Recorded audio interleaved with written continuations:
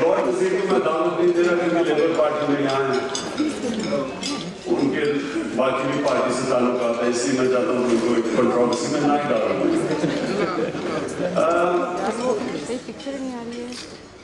میں سب سے پہلے تو نمل کالج کی آپ سے بات کروں۔ دیکھیں، ہماری سب سے بڑی بدقسمتی یہ ہے کہ جو پیسہ ہمیں تعلیم پہ خرچ کرنا چاہیے تھا، ہم نے ہر چیز پہ خرچ کیا سوائے تعلیم۔ میں جب 60s میں بڑا ہو رہا تھا، اسکول میں تھا، تو پاکستان کی جو یونیورسٹیز تھی، پاکستان کے medical college, engineering university international standard, Pakistan میں باہر سے لوگ ہمارے ملک میں پڑھنے آئے تھے، سارے مڈل ایسٹ سے لوگ پاکستانی یونیورسٹیز میں جاتے تھے۔ ہماری یونیورسٹیز کی ڈگری ساری دنیا میں ریکگنائز تھی۔ میں جس کالج میں پڑھتا تھا ادھر ملیشیا کے پرنسز آ کے پڑھا کرتے تھے،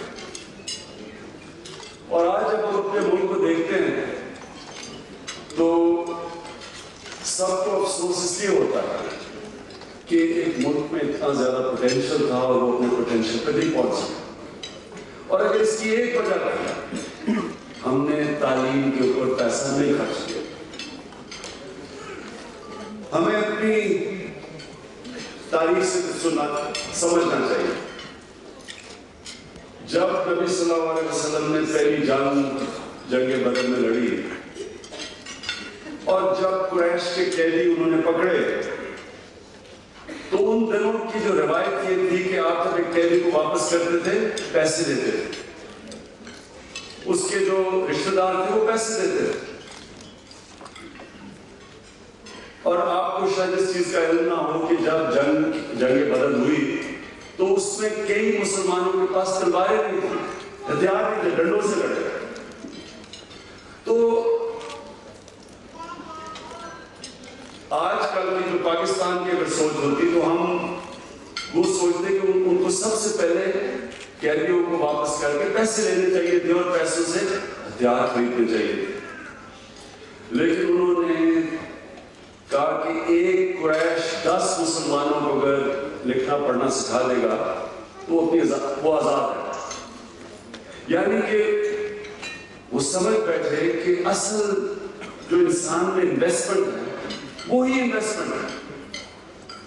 جرمنی اور جاپان پچھلی صدی میں دونوں برباد ہو گئے سیکنڈ ورلڈ وار میں، لیکن دونوں ملک 10 سال میں کھڑے ہو گئے تھے۔ اگر فزیکل کیپٹل برباد ہو بھی جائے، ہیومن کیپٹل برباد نہیں ہوتا۔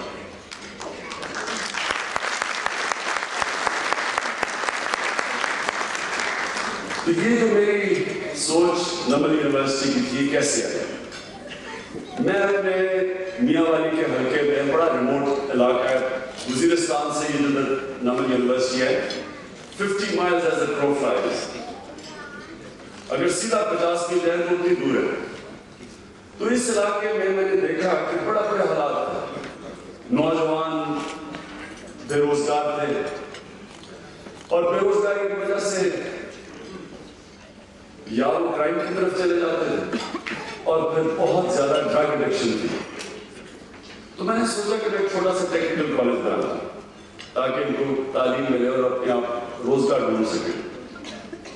تو جب میں ٹیکنیکل کالج کے لیے جگہ ڈھونڈ رہا تھا تو مجھے یہ کسی نے یہ جگہ دکھائی جو بھی آپ نے دیکھی ہے، پاکستان کا نہایت ہی خوبصورت علاقہ ہے۔ اس وقت جب میں نے جگہ دیکھی تو میری ایمبیشن تھوڑی بڑھ گئی۔ میں نے سوچا کہ بجائے ایک ٹیکنیکل کالج بنانے کی یونیورسٹی کیوں نہ بنا جائے۔ ابھی میں سوچ ہی رہا تھا کہ بریڈفورڈ یونیورسٹی نے مجھے چانسلر بننے کی دعوت دی، تو میں نے ان سے پھر بات کی، میں نے کہا اچھا میں چانسلر بن جاؤں گا آپ کا اگر آپ میری مدد کریں اس یونیورسٹی بنانے میں۔ اب بریڈفورڈ یونیورسٹی جو تھی وہ ایک technical based university, Bradford university شروع ہوئی تھی ٹیکنیکل کالج پر یونیورسٹی بنی۔ تو میں نے سوچا کہ اس علاقے میں اگر ہم ایک ٹیکنیکل یونیورسٹی بنائیں اور ابھی تک جتنے سبجیکٹس ہیں electronics, electrical engineering, computer sciences, یہ سارے ایسے سبجیکٹس ہیں کہ جو بچے نکلے کہ ابھی سے ان کو نوکریاں مل جائیں گی. لیکن انہوں نے پھر میری مدد کی. جب میں نے سوچا یونیورسٹی بنانے کا تو یہ سب نے مجھے کہا کہ دیہاتی علاقے میں کوئی پرائیویٹ سیکٹر کی پاکستان میں یونیورسٹی نہیں ہے، نہیں بن سکتی. تو جس کے پاس بھی گیا انہوں نے کہا کہ آپ کے پاس فیکلٹی نہیں آئے، لوگ نہیں آئے. یہ جو اب آپ دیکھ رہے ہیں یہ پہلی پاکستان کے اندر پرائیویٹ سیکٹر یونیورسٹی دیہاتی علاقے میں.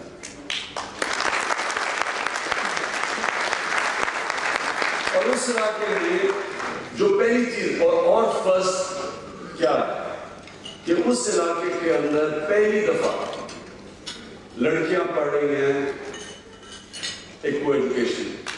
یہ کوئی ٹریڈیشن نہیں اس علاقے ادھر میاں والے کے اندر میں جب اپنے کیونکہ میری کنسٹیٹوئنسی تھی، نہ لیڈی ڈاکٹرز نہ ٹیچرز کوئی نہیں ملتی تھی وہاں، کیونکہ سارے لڑکوں کے اسکول بند پڑے ہوئے، ٹیچرز ہی نہیں. تو آپ یہ دیکھیں کہ یہ ہے انقلاب کہ اس علاقے کے اندر جدھر سب سے کنزرویٹو سوسائٹی ہے ادھر پہلی دفعہ آپ نے دیکھا ہوگا لڑکیاں اپنے کلچر کو سامنے رکھتے ہوئے وہاں لڑکیاں لڑکوں کے ساتھ ٹیکنیکل یونیورسٹی ٹیکنیکل ڈگریز دے رہی. میں آپ سے ایک یہاں ینگ نوجوان بھی ہیں جو میرے سے کئی دفعہ پوچھتے آئے ہیں کہ پاکستان کا فیوچر کیا ہے، خوف زدہ ہے کہ پتہ نہیں ملک کو کیا بنے. میں آپ سب کو ایک چیز کہنا چاہتا ہوں، کسی نے بھی اس دنیا میں کوئی بڑا کام کرنا ہے سب سے پہلے اپنے خوف کے اوپر قابو پائے. یہ جو خوف ہے یہ ہمیں بڑے کام کرنے سے روکتا ہے. ہم ہر انسان کو بڑا کام سوچتا ہے کرنے کے لیے، لیکن وہ ڈرتا ہے کہ میں فیل ہو جاؤں گا، میں ذلیل ہو جاؤں گا. ہر قسم کے خوف ہوتے ہیں اور یہ آپ کے سامنے سب سے بڑا امپیڈمنٹ ہے. میں جب کرکٹ کھیلتا تھا تو میرے سے زیادہ ٹیلنٹڈ کھلاڑی، لیکن میں نے ریئلائز کیا کہ وہ صرف اپنا پوٹینشیل پہ اسی نہیں پہنچ سکے. کوئی ہارنے سے ڈرتا تھا، کوئی بیٹسمین گیند لگنے سے ڈرتا تھا، کوئی لوگ جب اتنا بڑا کراؤڈ باہر دیکھتے تھے بڑے اوکیزن سے ڈر جاتے تھے، فریز کر جاتے تھے. یہ جو خوف ہے یہ نہیں ہو سکتا. آپ کو کہیں گے آپ جب بھی کوئی بڑا کام کرنے جائیں گے لوگ کہیں گے نہیں ہو سکتا. میں جب کرکٹ کھیلنے گیا مجھے کہا آپ کرکٹر نہیں بن سکتے. میرے جو دو فرسٹ کزنس تھے وہ ٹیسٹ کرکٹرز تھے جب میں کرکٹر بننا چاہتا تھا. تو میرے جتنے باقی رشتہ دار تھے وہ کہتے تھے وہ میرے سے بہت زیادہ ٹیلنٹڈ تھے، میں کرکٹر نہیں بن سکتا. پھر جب میں ٹیسٹ کرکٹ کھیلی تو میں ایک فاسٹ بولر بننا چاہتا تھا. انگلینڈ میں کاؤنٹی کرکٹ کھیل رہا تھا، سارے کوچز نے کہا فاسٹ بولر نہیں بن سکتا. پھر میں جب کیپٹن، کیونکہ ٹیم میں آپ کو پتا پاکستانیوں کی ایک خاص چیز ہے کہ آپ 10 کو اکٹھا کر دیں تو 3 گروپ بن جاتے ہیں، آپس میں لڑائی کر لیتے ہیں. یہ ہمارا کوئی جینیٹیکل پرابلم ہے.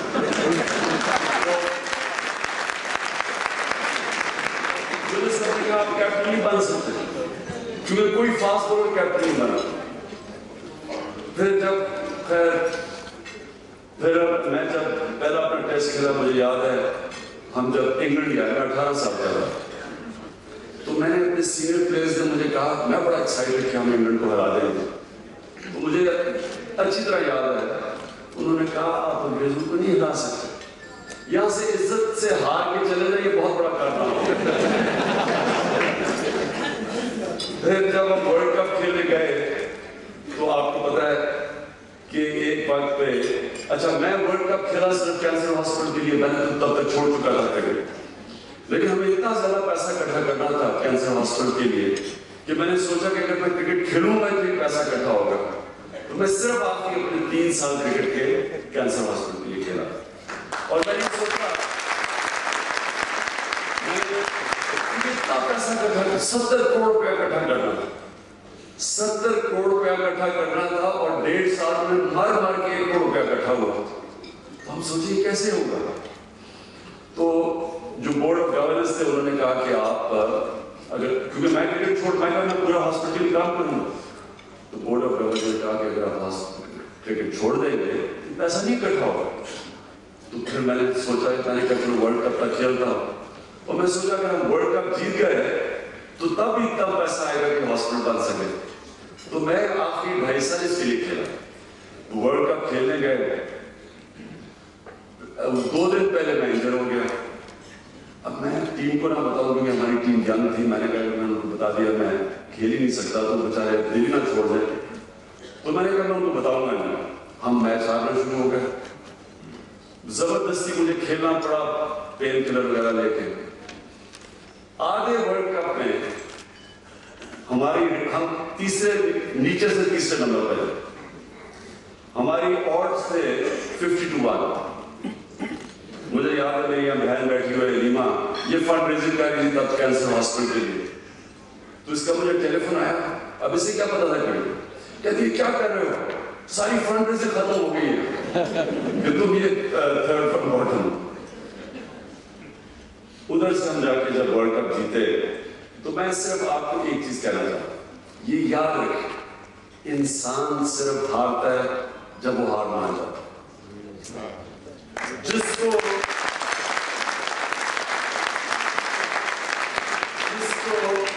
جو ہار ہی نہیں مانتا اس کو ہار نہیں ہرا سکتی. اب میں 15 سال سے پالیٹکس کر رہا ہوں. لارڈ وزیر صاحب سے ایک دن میری ملاقات ہوئی اور کہا عمران تمہارے پاس لوگ بھی کوئی نہیں ہے, اگر اور لوگ آ جاتے تم اکیلے ہو صرف 15 سال سے, اگر اور لوگ آ جاتے تو میں تمہیں جوائن کر جاتا.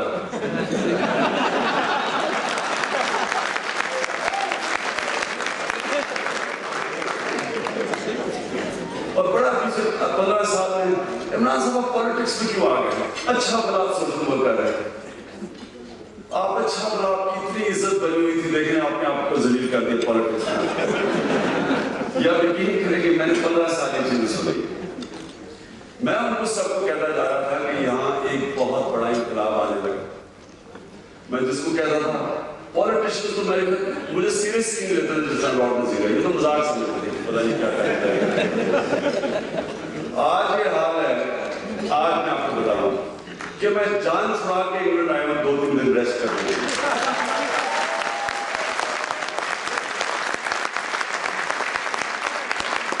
میں آفس جاتا ہوں وہاں جلسہ ہو رہا ہوتا ہے.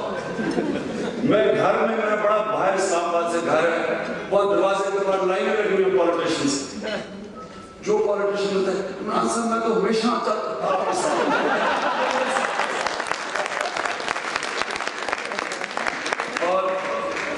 اور پھر یہ میں سنتا ہوں عمران صاحب دیکھیں مجھے پتا تھا کہ ایک دن آپ نے کامیاب ہو.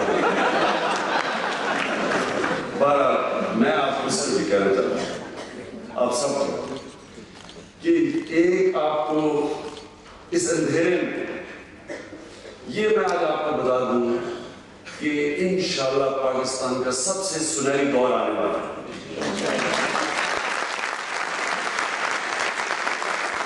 کیوں آنے والا ہے؟ یہ اس لیے آنے والا ہے کہ پہلی دفعہ پاکستانی قوم سب ایک تبدیلی کے لیے تیار ہو گئی. یہ سب سے بڑی ہماری کامیابی ہے. اگر لوگ تبدیلی نہ چاہیں تبدیلی نہیں آ سکتی. آج پاکستانی جدھر پہلے تو صرف نوجوان تھے میرے ساتھ. میں آپ صرف آپ کو ایک چیز بتاتا ہوں, ہم جب شوکت خان کے لیے پیسے اکٹھے کر رہے ہیں تو وہاں بھی ایک اسٹیج آ کے پیسے نہ اکٹھا ہو. جدھر جاؤں میں وہی لوگوں کے پاس جاؤں پر لوگ میری شکل دے کے چھپ جائیں کہ پیسے مانگ کے آ گئے تھے. تو ایک دن سوچا کہ اسکول کے میں ان دنوں میں کرکٹ کھیل رہا تھا, بچے بڑے فینز ہیں تو ان سے کسی طرح پیسے اکٹھے کیے. تو ہم نے ایک کیمپین بنائی. میں اسکولوں میں جاتا تھا, ان کی اسمبلیز میں ایڈریس کرتا تھا کہ دیکھو پاکستان میں کینسر ہاسپٹل میں آپ ہمارے فنڈ ریزر بنے. تو وہ جو بچوں نے کیا پاکستان میں انقلاب آ گیا, انہوں نے بچوں نے ماں باپ بڑے دادا چاچے کسی کو چھوڑا نہیں پیسے کے لیے. وہ میرے فنڈ ریزر بن گئے سر. تو پیسہ بھی انہوں نے اکٹھا کیا،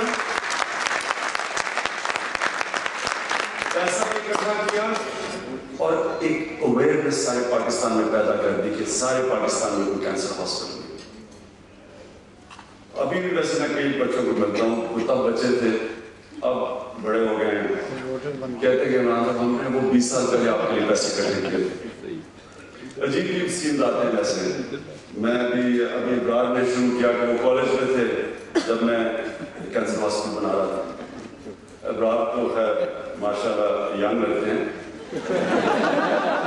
اگلے دن میں ایک دبئی کے اندر سفید داڑھی سفید بال، عمران صاحب میں جب اسکول میں تھا میں آپ کو ٹکٹ کھیلتا، میں نے سوچا پرائمری اسکول میں ہو گیا تھا۔ اب کیا ہوا، پہلے اسکول کے بچوں نے پیسہ اکٹھا کیا اور اویئرنس پیدا کی اور اس کی وجہ سے کینسر ہاسپٹل بنا۔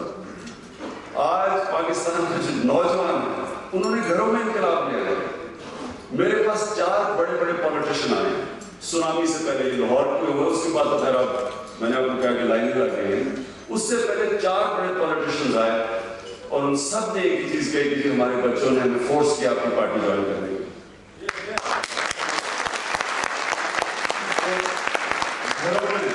گھروں میں انقلاب آیا پہلے، نوجوانوں نے اور خواتین، انہوں نے فیصلہ کر لیا کہ انہوں نے سونامی کا حصہ بننا ہے۔ اس کے بعد پھر باپوں کو زبردستی کھینچ کے لے گیا۔ تو آج آپ سب کو میں خوشخبری دے دوں کہ کوئی طاقت اب پاکستان میں سونامی کو اشارہ نہیں ہو سکتی۔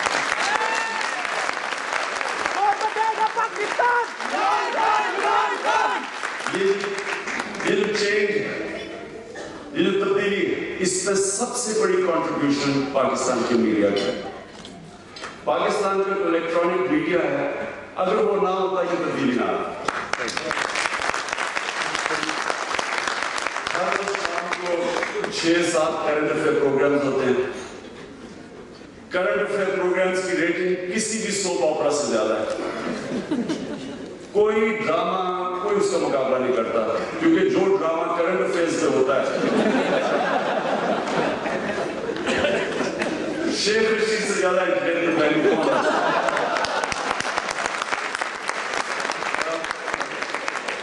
تو انہوں نے ایک الیکٹرانک میڈیا کا بہت بڑا ہاتھ ہے جو سیاسی شعور پیدا کیا۔ اس کے بعد پھر لگتا ہے اللہ نے سو موٹو ایکشن لے لیا پاکستان میں۔ آپ کو پتہ ہے ہمارے پریزیڈنٹ کی طبیعت خراب ہو گئی ہے، باہر پاکستان سے، ہم دعا کرتے ہیں ان کے لیے۔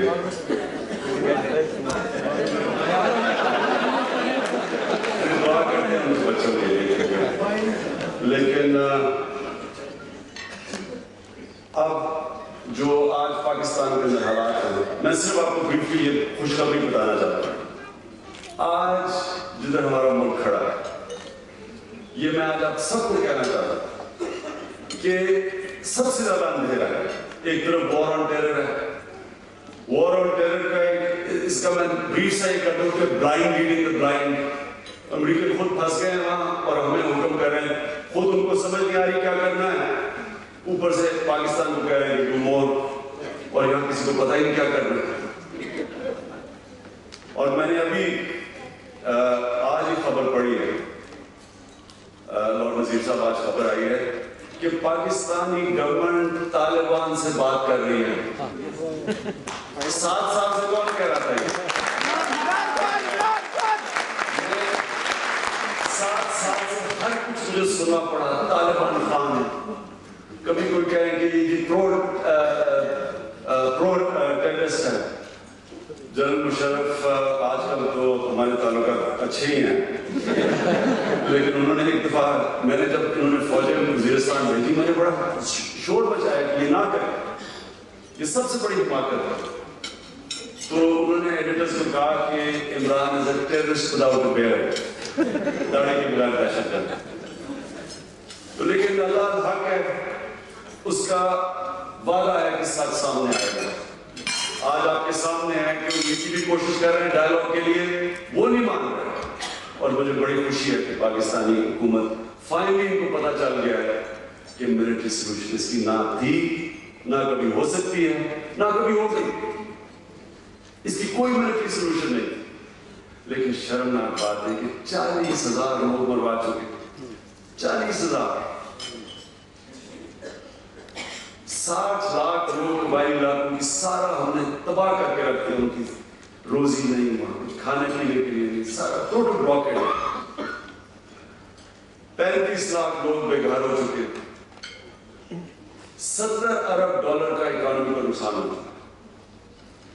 یہ ایک فیصلے سے کہ کسی اور کی جنگ میں شرکت کرنا.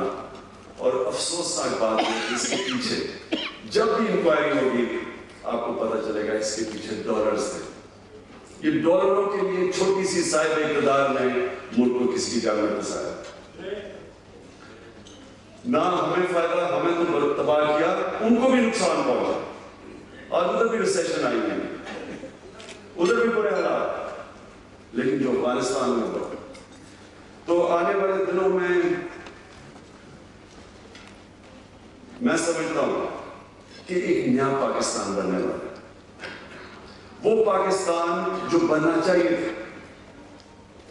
اور اس پاکستان کو کوئی بننے سے اس لیے نہیں روک سکتا کیونکہ آج خیبر سے آپ کراچی تک چلے جائیں، ساری قوم تبدیلی چاہتی ہے. اب ہم نے کرنا کیا؟ لوگوں کو اکٹھا کرنا ہے. تقسیم کیا گیا لوگوں کو، نفرتیں پھیلائی گئی ہیں صرف ذاتی مفادات کے لیے. یہ جو اردو سپیکنگ ہے، پشتون ہے، پنجابی ہے، آپس میں لڑائی جو بلوچی ہے، نفرتوں کی سیاست کی گئی. کراچی جو ہمارا ہب تھا، وہ جو کہ جب کراچی اٹھتا پاکستان اٹھتا، وہاں آپس میں لڑا دیا گیا، بندوقیں پکڑا دی سب، ملٹنٹ گروپس میں رہے، بزنسز بھاگ رہے ہیں وہاں سے. انشاءاللہ 25 دسمبر کو ہم کراچی والوں کو اکٹھا کرنے جائیں گے.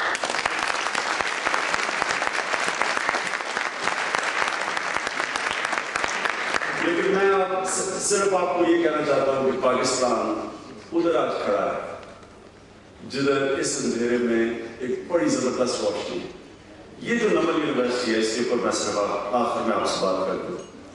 یہ میرا جو مشن ہے وہ سونامی ہے، لیکن میرا جو پیشن ہے وہ یہ یونیورسٹی. قومیں اٹھتی ہے یونیورسٹیز، نالج سٹیز کے اوپر.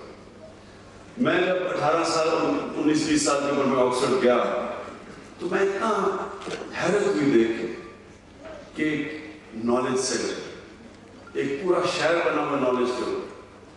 آکسفورڈ اور کیمبرج نے لیڈرز پرووائڈ کیے اس ملک کو. ساری دنیا میں انہوں نے حکومت کی 2 یونیورسٹیز کے اوپر.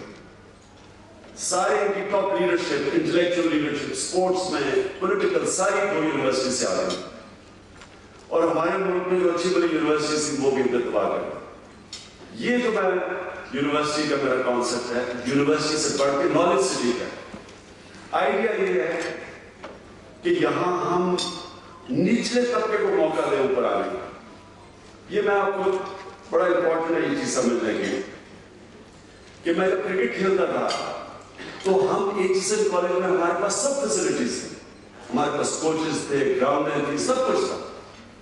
لیکن جو نیشنل لیول پہ کھلاڑی آتے تھے وہ گلیوں اور سڑکوں پہ کھیل کے آتے تھے، مڈو پارک سے آتے تھے. ہمارے ایجنسی سے ہم ان کا مقابلہ نہیں کر سکتے کیونکہ ان میں ہنگر زیادہ تھا، ان میں ڈرائیو زیادہ تھا. اسی طرح نمل یونیورسٹی، اس میں وہ بچے پڑھ رہے ہیں جو پاکستان کے سب سے ڈپرائیوڈ ایریا سے. لیکن انہوں نے جو ہنگر ہے، یہ ایلسن نے جو بھی آپ سے بات کی، انہوں نے جب جا کے ایویلیویٹ کیا ان بچوں کو تو بیچارے اردو میڈیم سے تھے. ان کو پہلے ہمیں ایک سال پڑھانا پڑا، ان کو فاؤنڈیشن کورس کروانا پڑا یونیورسٹی کے لیے. لیکن ہر 6 مہینے میں کوانٹم آگے بڑھتے تھے. وہ ایلسن کہتی ہے کہ وہ یہ بچے یہ تھے پہلے شام تک پڑھتے تھے، کھانا کھا کے پھر پڑھنا شروع کر دیتے تھے. اور انہوں نے 6 مہینے کے اندر اتنا زیادہ آگے بڑھے جتنا ایکویولنٹ بریڈفورڈ یونیورسٹی میں بچے تھے وہ ان سے آگے نکل گئے. یہ جو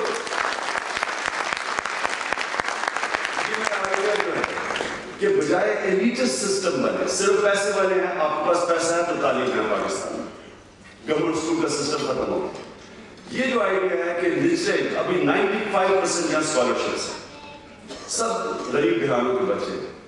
اور یہ ہمارا جو آئیڈیا ہے, جس طرح شوکت خانم آج دنیا کا واحد کینسر ہاسپٹل ہے جدھر 75% پیشنٹس کا مفت علاج ہے. کوئی کینسر ہاسپٹل نہیں ہے جدھر 75% فری ٹریٹمنٹ ہے. 70 کروڑ میں ہاسپٹل بنا تھا, 150 کروڑ صرف غریب مریضوں کا ہر سال اب خرچہ ہے. تو یہ سارے کہتے ہیں ناممکن ہے. جب میں شوکت خانم کے لیے لوگوں نے کہا نہیں ہو سکتا. ہم نے جب ہاسپٹل کھلا تو پہلا جو بورڈ آف گورننس کی ہماری میٹنگ ہوئی, ایک امریکن ہاسپٹل ایڈمنسٹریٹر تھا, اس نے پہلی میٹنگ میں پریزنٹیشن کی کہ اگر 5% سے زیادہ آپ نے غریبوں کا علاج کیا یہ ہاسپٹل بند ہو جائے گا. تو وہ تو چلا گیا 6 مہینے کے بعد. اس ہاسپٹل کو ایوارڈ ملا ورلڈ ہیلتھ آرگنائزیشن سے 13 سال کے بعد, کہ کوئی دنیا میں ایسی مثال نہیں ہے کینسر ہاسپٹل کی جو اتنے زیادہ لوگوں کا مفت علاج ہے. میری جو پیشن ہے وہ یہ کہ اس کو ایک انٹرنیشنل اسٹینڈرڈ کا یونیورسٹی نہیں لاڈن سٹی بنائی جائے. اور اس میں سبجیکٹس ہم آہستہ آہستہ انکریز کر رہے ہیں, اور نئے ہم اس میں فیکلٹیز نئے اسکول شروع کر رہے ہیں, اور اس میں ہم دوسری بھی میڈیکل کالجز کو بھی دعوت دیں گے. میں ایک دفعہ میری کوشش ہے تھوڑا سا میرا پالیٹکس میں سے پریشر کم ہو جائے, تو اس میں ہم اس کو اور لوگوں سے دنیا میں ہم پاکستانیوں کو انوائٹ کریں گے ڈفرینٹ ایریاز میں, کیونکہ ہم نے 1000 ایکڑ زمین لی ہے اب تک, اور ساری لوگوں نے ڈونیٹ کیا ہے. تو یہ جو زمین ہے اس کے اندر ہم لوگوں کو دعوت دیں گے کہ ہم ایجوکیشن انسٹیٹیوشنز کھولیں. تو میں اب آخر میں سب کا شکریہ ادا کرنا چاہتا ہوں جنہوں نے خاص طور پہ آج مدد کی. پہلے تو اصغر علی چودھری صاحب آپ کا بہت بہت شکریہ اسپانسر کرنے کا.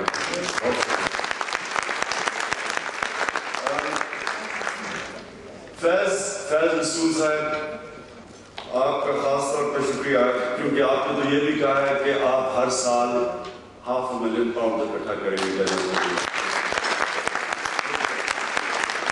اور فیض رسول صاحب پولیٹیکلی بڑے ویل پلیسڈ ہے, لارڈ نذیر کو ان کی بڑی ضرورت پڑتی رہتی ہے.